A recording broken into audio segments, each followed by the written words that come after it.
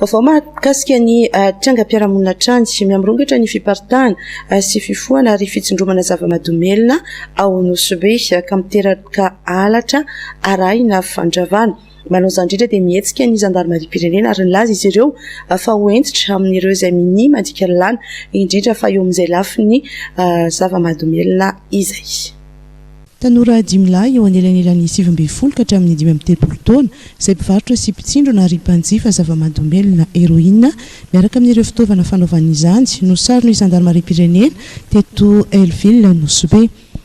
Efa tsy saropatarina ireo mpanao tsindrona na hoe bike amin'ny alalan'ny zava-mahadomelina heroïne eto Nosy Be satria efa feno ratra sy olatra ny tanana sy ny vatan'izy ireo. Manano impiry-isan'andro anao? Oui.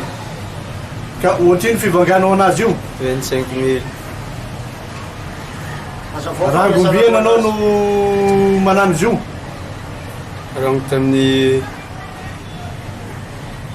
2021. Rango tamin'ny 2021? Ya. Ka ino mahatonga anao tena manano izy io isan'andro? Zany ndraiky zay voa marandray tsy magnano hoe koa tsy raha fariva alohan'ny matory. Anao moa tsy tafandry izy ka tsy mahazo izy io?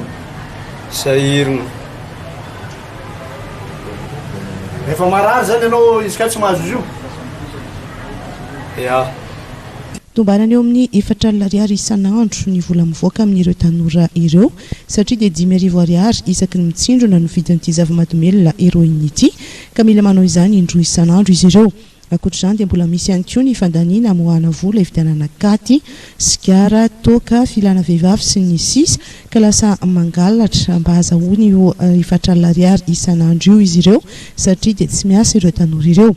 Laza hoentitra ny zandarimariam-pirenena amin'ireo izay mini mandika ny lalàna fa indrindra ny resaka zava-mahadomelina.